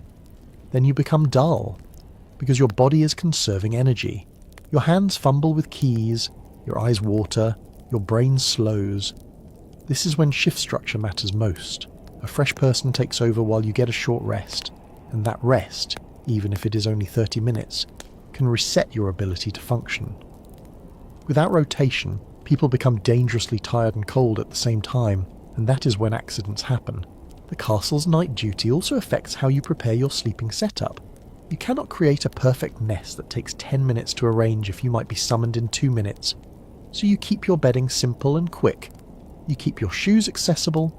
You keep a cloak ready to throw on. You learn to sleep in positions that allow a fast rise without stumbling. Nothing is more embarrassing than waking, standing, and immediately stepping on your own blanket like a trap you set for yourself. The castle already humiliates you enough. You do not need to help it. Historians still argue how standardized night watch systems are across different castles, regions, and periods. Because some places have formal military-like arrangements, and others operate more like a household with ad hoc duties. But the need is consistent. Someone must keep the place safe. Someone must keep key operations alive.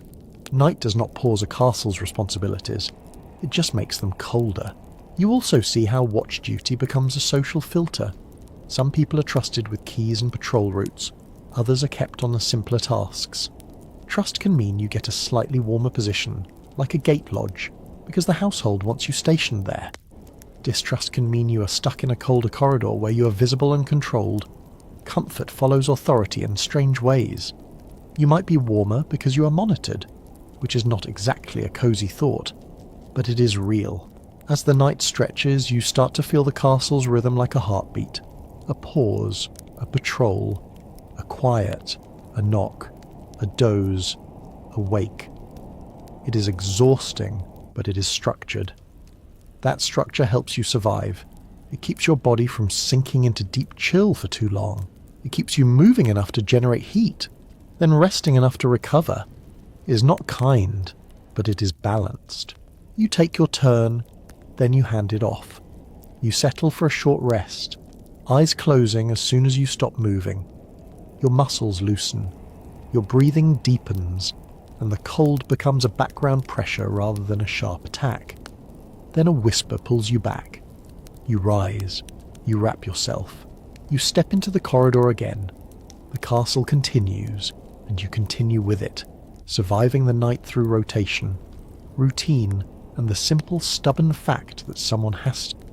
You learn that the warmest places in a castle are rarely the most comfortable places to sleep, because warmth is usually attached to work, and work is attached to rules. The kitchens, bakehouse, brewhouse, and other heat-heavy corners of the household are like glowing magnets in winter. They promise relief. They also promise trouble if you are caught where you do not belong. So moving toward warmth becomes a little game of risk and timing. The kitchen complex is the obvious heat engine. Ovens, hearths, boiling cauldrons, roasting spits, and hot water tasks fill the air with warmth and steam during active hours. Even when cooking ends, the masonry stays warmer than most of the castle for a while. You can feel it when you pass a kitchen wall, that faint, gentler temperature that makes your skin relax. It is hard not to drift closer. Your body wants it the way thirsty people want water. But the kitchen is a guarded world. Food is wealth. A sack of grain, a salted ham, a barrel of ale. These are not just ingredients. They are the household's security. So kitchens have strict oversight. Someone is always responsible, and blame falls easily. If a pie goes missing, someone will be accused, and the accused will likely be the person found sleeping nearby. That is why slipping into a warm kitchen corner is not just a comfort choice. It is a gamble with your reputation and your skin.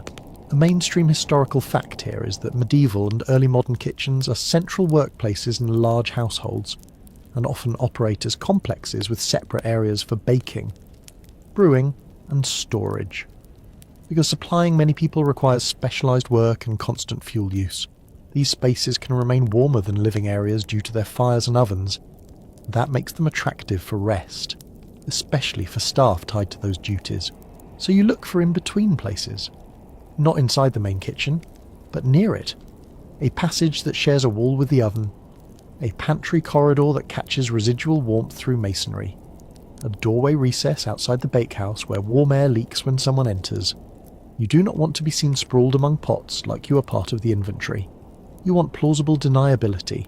If someone asks why you are there, you can say you were waiting for instructions, checking supplies, or preparing for an early task. The bakehouse is particularly tempting. Large bread ovens retain heat for a long time. After baking, the ovens surrounding brickwork can stay warm into the night. Workers sometimes use that warmth for tasks like drying or warming utensils. That creates a window when a servant might curl near the outer wall, not so close as to get scolded, but close enough to feel like their bones are thawing. The smell is also comforting, that faint baked grain scent lingering in the air. It makes you feel like a person again, not just a set of hands. Then there is brewing. In many households, ale is a daily staple, and brewing involves hot water, boiling and fermentation vessels that can keep an area warmer. The brew house can have a different kind of heat, wetter and heavier. Steam makes the air feel warm, but it also makes cloth damp, and dampness is a trap. So you learn that brewhouse warmth is a tease. It feels good while you're awake and moving. It can feel worse when you stop and your clothing cools. Still, the area might offer a short stretch of relief, especially if you can dry yourself briefly near a warm surface. Here is a quirky tidbit that shows how desperate people get. Some servants try to nap near laundry drying racks, or near linens that have been warmed and dried. Warm cloth radiates heat softly, and a pile of fresh dried fabric can be an accidental blanket treasure. Of course, that pile belongs to someone, and if you wrinkle it, dirty it, or leave it smelling like you will be scolded, so you might hover near it rather than touch it, using it as a warm wall of fabric rather than bedding. It is like sleeping next to a heater you're not allowed to hug. There are also forbidden corners that are warm for unpleasant reasons. The stable can be warmer than the stone corridors because animals generate heat, but stables are full of ammonia, damp straw, and the constant risk of being kicked. A servant might prefer it anyway if the alternative is a freezing hallway. You can sleep near animals only if you know them, and if you can keep clear of hooves. You learn to choose a spot where a horse cannot roll onto you, and where you will not wake to the feeling of straw in your mouth. Also, you accept the reality that you will smell like the stable afterward, which means everyone will know where you were. That can be its own punishment. Historians still argue about how often servants slept in workspaces versus having designated sleeping areas nearby, because regulations might forbid sleeping in kitchens for safety and discipline, while practical reality under cold conditions could push people to do it anyway. The tension between ideal order and lived improvisation is everywhere in household life. Rules exist. Cold exists. Humans choose which one to obey when nobody is looking, and nobody likes being caught. So servants develop stealthy routines. They time their rest when supervisors are least likely to appear. They choose spots that allow a quick exit. They keep their bedding minimal so they can look like they are resting briefly rather than fully sleeping. They might even sit upright with head tucked, pretending they are awake but quiet. If someone walks in, you can lift your head and look responsible. Even if your brain is still foggy, it is performance sleep. The castle loves performance. You also see that warmth can come with noise. Kitchens settle with pops and creaks. Barrels shift. Rats scuttle. A late worker might clatter a pot and wake you. So you learn to sleep lightly in these zones. You take the warmth, but keep your senses on a leash. The benefit is that if something goes wrong, a spark jumps, a pot tips, you might be nearby to respond. That usefulness can protect you from punishment. If you can say you were there to guard against fire or theft, you might even be thanked, quietly, very quietly. So you choose your warm corner like you are picking a seat in a dangerous theatre. You want heat, but not accusation. You want comfort, but not exposure. You want to be near work, but not in the way. You settle near a warm wall, you pull your cloak close, and you let the stored heat seep into you while it lasts. The castle does not offer warmth freely. It offers it attached to responsibility and risk. You accept the bargain, because winter does not negotiate. You begin to understand the line between uncomfortable and dangerous, and the castle teaches it with zero patience. Cold is not just a feeling, it is a slow theft of coordination, judgment, and circulation. Servants survive winter not only by finding warmth, but by recognizing when the body is slipping into trouble and acting before pride turns into tragedy. The first warning sign is numbness that does not bounce back. Fingers feel clumsy, like you're wearing invisible mittens. Toes lose sensation. Your face feels stiff. At first you shake it off and tell yourself it is normal. Then you notice you cannot tie a knot properly, or you fumble a latch, or you drop something for no reason. That is when cold becomes more than annoyance. It becomes hazard. A servant who cannot handle tools or keys is not just suffering. They are at risk of accidents in an inner castle. Accidents can be punished as negligence. Then comes shivering. Shivering is your body's engine revving to generate heat. It is helpful, but it burns energy. If you have not eaten enough, prolonged shivering drains you. And servants do not always have the luxury of extra calories.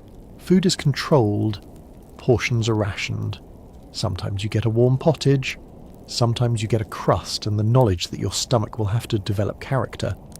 When your body runs low on fuel, shivering can weaken, which is frightening because it looks like relief but is actually the body giving up its struggle. A mainstream historical fact that matters is that medieval and early modern people live with frequent respiratory illnesses and harsh winter conditions, and chronic cold exposure contributes to sickness risk and exhaustion, especially among the poor and those with heavy labour. People do not have antibiotics. They do not have modern insulation. Even minor illness can become serious when combined with cold, damp living conditions and relentless work. This is why the household survival strategies are not just comfort hacks. They are health strategies. You start noticing how dampness makes everything worse. Cold air is one thing, cold wet air is another. If your clothes are damp, your bedding is damp, or the floor is damp, your body loses heat faster. That can lead to chilled skin, cracked hands, and sores that are slow to heal. Servants often have hands that look older than their age. Rough and split from cold water and harsh work, those cracks can get infected. A small injury becomes a problem when you cannot rest. And then there is frostbite, which people may not name the way modern medicine does, but they recognize its signs: pale skin, hard feeling patches, burning pain when warmth returns, and lingering damage. Ears, fingers, toes, and nose are the classic targets. A servant in a bitter, drafty corridor might wake with painful, numb toes, and the urge is to warm them fast. But rapid warming can hurt, and if tissue is badly damaged, it can be dangerous. So people develop gentle warming habits, rubbing hands together, placing them near warmth without scorching, moving fingers to restore circulation. They learn caution because they have seen what happens when cold wins. Here is a quirky tidbit that reveals how people interpret illness. Many believe that cold drafts and chill can directly cause fevers, aches, and even long-term weakness, leading to practices like avoiding sleeping with an open mouth, covering the chest carefully, and keeping hair covered. Some of these habits are protective in a practical sense. Some are based on older medical theory about humours and balance.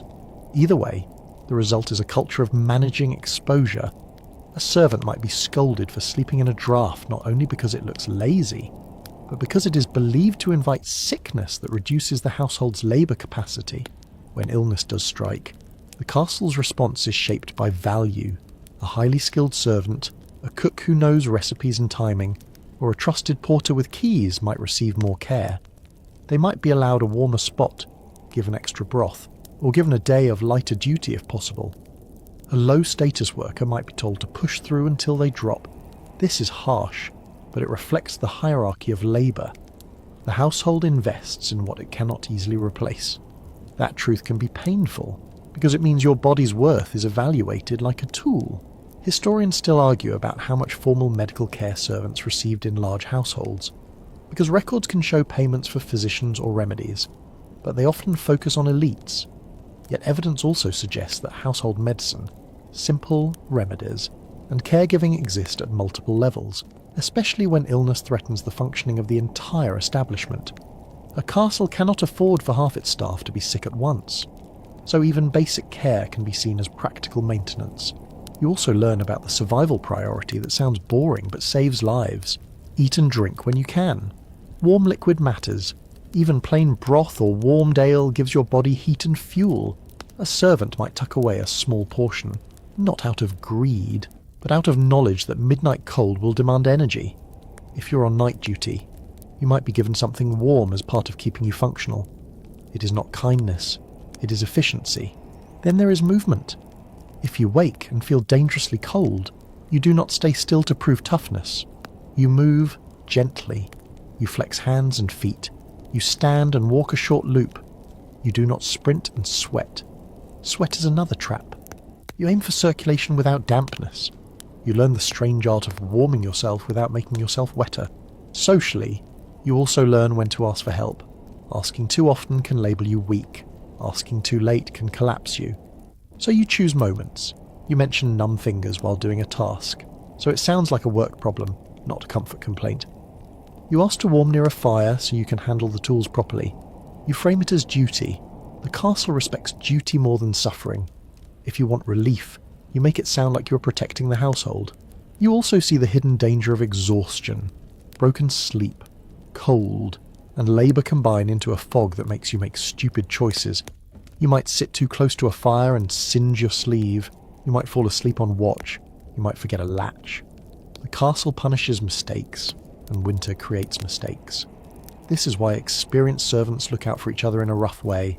A sharp word, a shove, a forced cup of warm liquid. It can feel unkind, but it keeps people upright. So you treat the cold with respect. You monitor your body like a wary guardian. You notice the early signs of trouble and respond with small actions. Adjust layers, seek a calmer pocket, warm hands, eat something, move a little. You accept that winter in stone walls is not a romantic hardship, it is an ongoing risk, and the servants who survive are not the ones who pretend they are fine. They are the ones who learn the difference between discomfort and danger. Then act without drama, because drama wastes energy.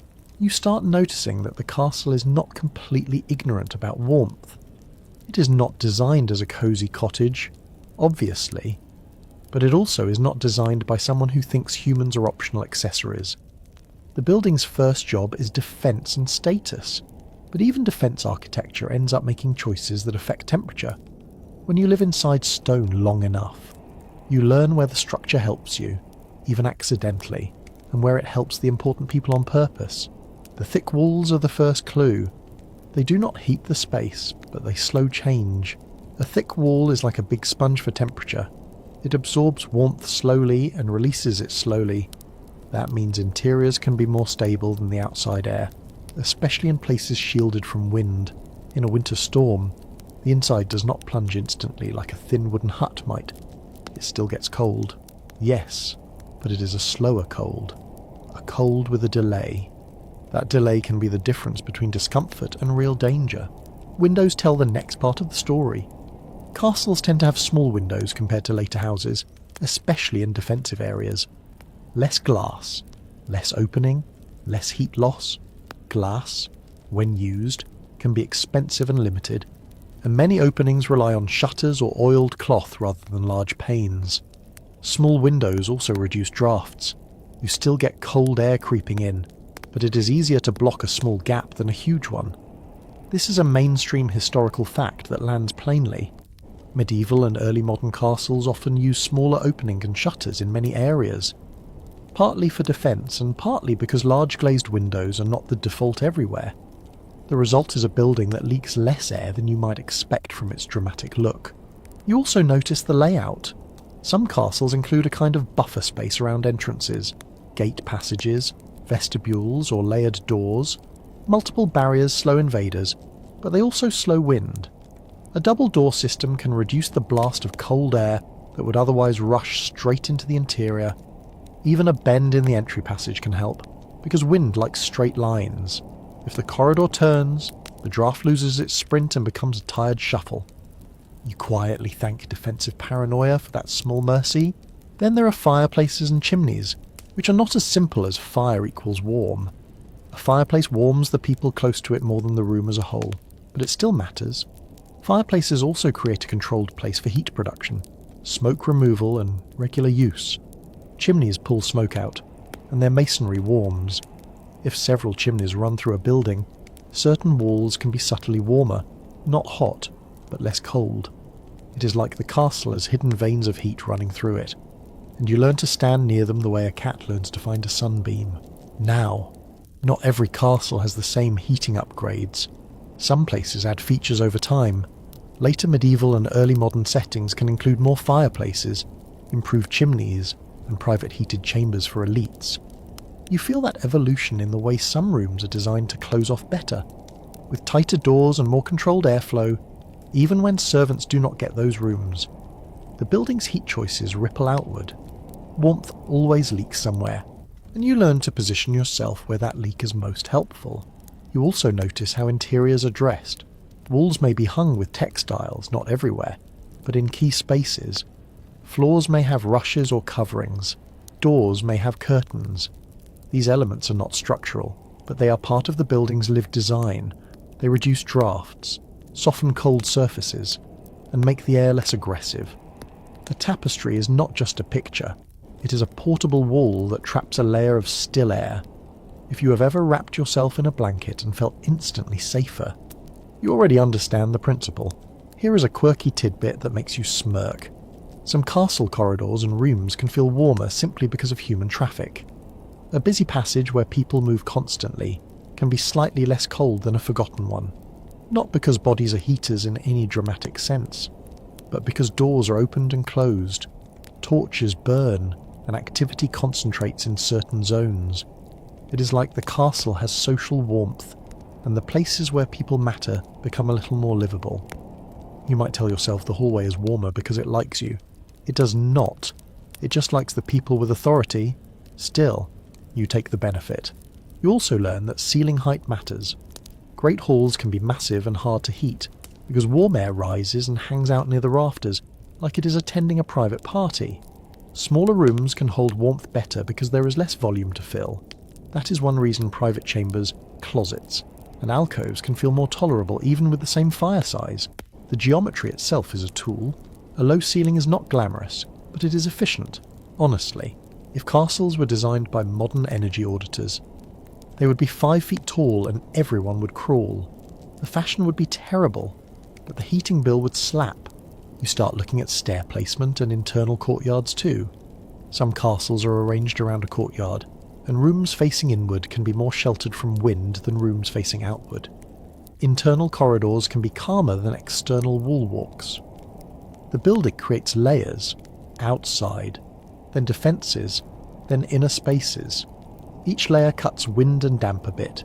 You're basically living inside an onion made of stone, and yes, it can still make you cry. Historians still argue whether castle builders consciously prioritised comfort features for general living, or whether comfort improvements mostly appear as later adaptations driven by elite expectations rather than original intent. Some features that help with warmth might be deliberate for high-status rooms. Others might be incidental results of defensive choices. Either way, what you experience is a blend of purpose and side effect. And there are limits that the building cannot hide. Stone is cold, moisture creeps, wind finds cracks. A castle is not sealed like a modern house, so the design helps, but it does not rescue you. It gives you opportunities. It gives you slightly better pockets, slightly calmer corridors, slightly less punishing corners. It gives you a structure you can read, like a map that highlights where survival is easier. So you walk through the castle not as a visitor admiring architecture, but as a living thermometer. You notice where walls feel less icy, where air is less sharp, where door systems break drafts, where small windows leak less, where chimneys run like warm spines through the stone. You realise the castle is not a single temperature. It is a patchwork, And in that patchwork, the difference between a cruel night and a manageable one can be as small as a corner, a curtain, a thicker wall, or a doorway built with the kind of caution that accidentally saves your fingers. You start noticing something funny about castles and the stories people tell about them. The colder and more dramatic the place, the more confident everyone becomes about how it worked. People will look at a stone corridor and announce, like they personally filed the paperwork. Servants slept right there on the floor every night. It sounds neat and brutal and cinematic. It also compresses a messy reality into one tidy image. The historical equivalent of putting a complicated meal into a blender and calling it soup. So you do what any sensible person does when faced with confident nonsense. You get curious, you start sorting what is solid fact, what is likely, what is exaggerated, and what is flat-out myth that refuses to die because it looks good on camera. Here is the mainstream historical fact that anchors everything. Most detailed surviving descriptions of elite households focus on the routines, spaces, and goods of the higher status people, while lower status living conditions often appear indirectly through rules, complaints, payments, inventories, or architectural hints rather than personal diaries saying, "Hello, I am freezing in a corridor." That imbalance shapes what you can prove. It is not that servants are invisible because they did not exist. It is that the record keeping tends to spotlight the people with money, power, and literacy. So whenever someone speaks with absolute certainty about exactly where every servant slept, your inner alarm should gently beep. Now you examine the classic myth, the idea that medieval castles are always icy inside. They are cold, yes, but always icy is too simple. Thick walls can stabilise temperature, sheltered inner rooms can be calmer, busy areas can retain a little warmth. The real problem is unevenness. Warmth is local and leaky, not evenly distributed. So some spaces can feel manageable, while others are punishing. When someone says castles are freezing, they're often picturing the worst corridor on the windiest night, which is a bit like judging all restaurants by the one sandwich you dropped on the sidewalk. Then there is the myth of constant corridor sleeping. Sometimes servants do sleep in halls or passages, especially when the household is crowded or when servants must be near duty. But in many cases, there are also dormitory-like spaces, lofts, attics, side chambers, gate lodges, and rooms attached to work areas. The variety is the point. Some castles evolve over time, adding service quarters and specialised spaces. Some households are well organised. Some are chaotic. Some are wealthy enough to plan. Some are just surviving. Historians still argue whether the hallway sleeper image is representative of everyday routine across places and centuries, or whether it is an overemphasised snapshot drawn from crowded moments, moral complaints, and dramatic retellings. You also notice how myths grow from real things. For example, the idea of servants sleeping wherever they drop can come from the reality of rotating duties and opportunistic rest. People do sleep in awkward places when work demands it. A guard might doze near a gate, a kitchen worker might rest near a warm wall, a messenger might collapse in a corner. Those moments happen. Over time, the story becomes, they always slept in hallways, because sometimes is boring and always is punchy. Human brains love punchy. Now you start interrogating the sources you would have if you were doing this academically, but you keep it in your hands and feet because you are living it in your imagination. You consider household ordinances, which sometimes tell servants where they should sleep or warn them not to sleep in certain places, but rules are tricky evidence. A rule often exists because someone is already doing the forbidden thing. If an ordinance says stop lounging by the fire, it suggests people like warmth and keep doing it. Shocking. I know. Next you will tell me people also like food. You consider architecture too. If a castle has a clear service wing, narrow passages, and rooms that look like communal quarters, that suggests organised sleeping space. If it has only grand rooms and few obvious servant areas, that does not automatically prove servants slept in corridors, because spaces can be repurposed, altered, or lost. Buildings change, walls get added, floors get rebuilt. The castle you see today might not reflect the castle's exact interior arrangement in a specific year. Stone feels eternal, but human renovations are sneaky. Then there is the issue of region and period. A fortress in one country in the 13th century is not the same as a residence with defensive features in the 17th. Household size, building style, fuel availability, and social norms shift. You can be right about one castle and wrong about another. This is why historians sound cautious, not because they are afraid of fun, but because the past refuses to be uniform. Now for a quirky tidbit that helps you understand how stories warp. There are occasional references in literature and anecdote to servants sleeping in absurdly cramped or hidden spots, like under stairs, in passage recesses, or tucked behind hangings, sometimes to avoid drafts and sometimes to avoid being seen. These scenes can be real, exaggerated, or used as symbolism about low-status life. The tricky part is that even if one account is true, it does not automatically scale up into everyone did this always, but it does reveal something important. Servants are often expected to be present but not visible, which makes hidden sleeping spots feel plausible in certain contexts. Also, if you ever want to feel like a ghost, try living as essential but unseen. It is a great way to develop a strong opinion about architecture and a weak opinion about humanity. You also run into the debate about health and bad air. People in the past often fear drafts and night air as causes of illness. Modern readers sometimes laugh at this, but you can see how a drafty sleeping spot plus damp clothing plus exhaustion leads to sickness. The explanation may be different, but the observed pattern is not entirely wrong. So when a source complains about servants sleeping in drafts, it might be moralizing, medical, practical, or all three. The complaint itself is evidence of concern, not a precise map of sleeping arrangements. Another myth pops up. The idea that everyone used piles of filthy straw and nothing else. Straw is common, yes, but textiles matter too. Wool exists across classes. Cloaks, rough blankets, and worn linens are part of daily life. The quality differs hugely, but the materials are not imaginary. Bedding can be humble and still functional. People are not helpless. They innovate, they layer, they block drafts, they share warmth. They do what humans do when confronted with weather. They complain, then they problem solve, then they complain again for fun. And you notice something else. Popular images of castle life often focus on suffering as entertainment. Like discomfort is the only proof that the past was real. But real past life includes organisation, routine, and skill. Servants do not survive by being passive victims of stone. They survive by learning techniques and habits. That part is less glamorous, so it gets edited out. It is like watching a sports highlight reel and concluding the entire game is just people screaming and throwing themselves through the air. The boring parts are actually the structure that makes the highlights possible. So where does this leave you? It leaves you with a more interesting picture than the simple myths. You accept that the record is uneven, you accept variation, you accept that household rules, building design, and lived improvisation all shape where and how servants sleep.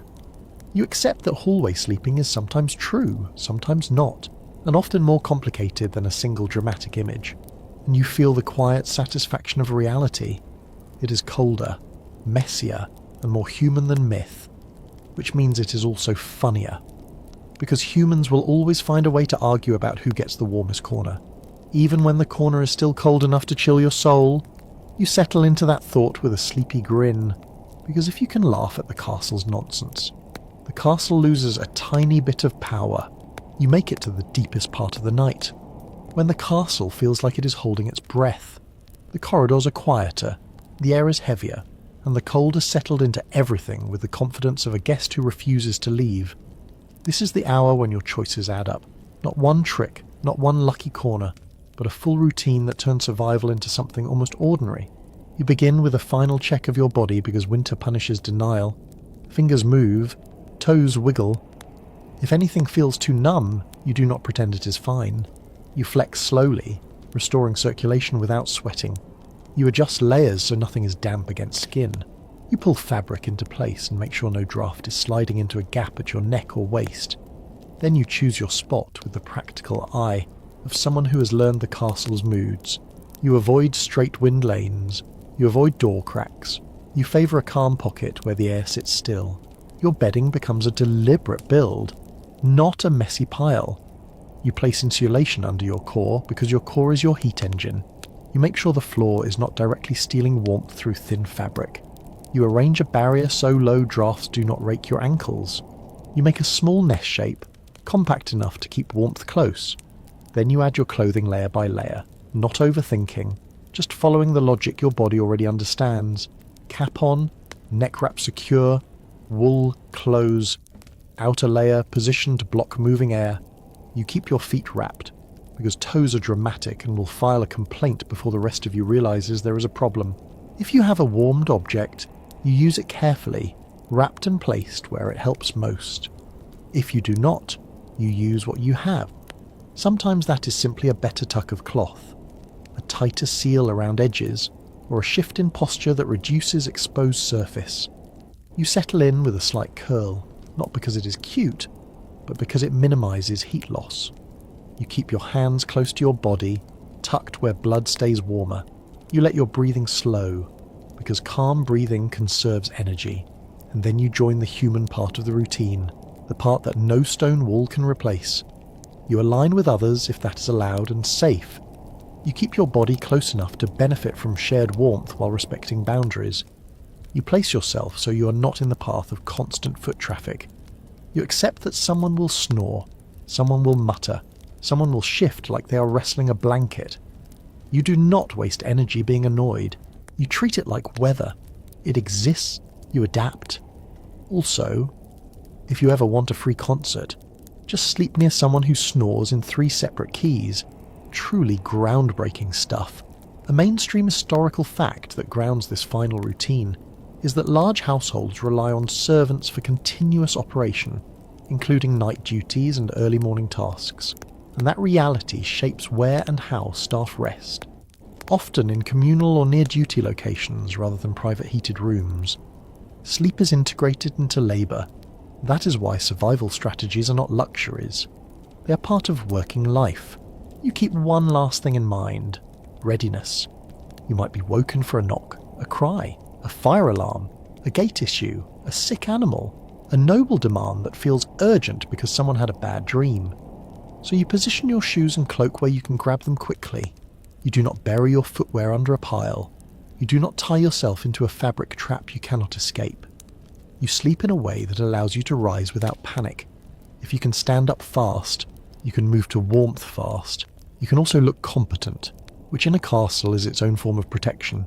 Historians still argue about the precise balance between formal household management and improvised survival habits, because some settings show structured arrangements while others suggest flexible adaptation. But the night does not care about paperwork. It cares about physics and bodies. Your routine respects both. It is not pretty. It is effective. Now, the hours creep toward dawn. The cold does its last slow push, trying to seep through seams, trying to convince your body that sleep is a mistake. But your little system holds. You stay compact. You keep drafts out. You keep extremities covered. You share warmth if you can. You take rest in the way the castle allows. Not perfect, but enough. You begin to sense the first changes of morning before you see them.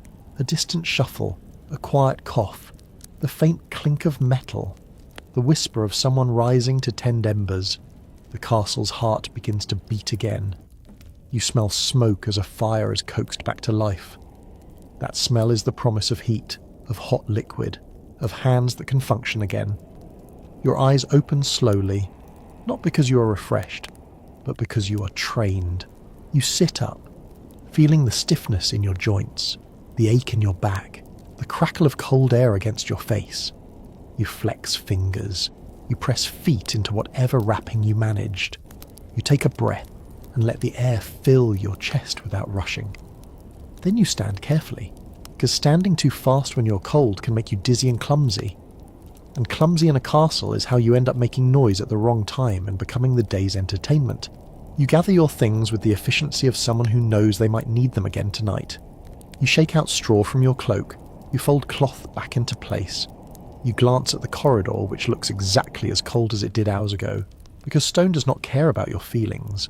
Still, you have made it. Not by luck, but by technique. You have survived a winter night in a place that offers little warmth and even less privacy. You have done it without a modern heater, without electric light, without a bed that remembers your body, just with layers, positioning, shared heat, and an understanding of how cold moves. And as morning fully arrives, you feel a strange pride, not heroic pride, not cinematic pride, but the quiet pride of endurance. You are still here. Your fingers work. Your toes exist. Your body may be tired, but it is alive. The castle wakes around you and demands labour again, as if your night was a minor detail. You shrug internally, because you have learned the castle's rules.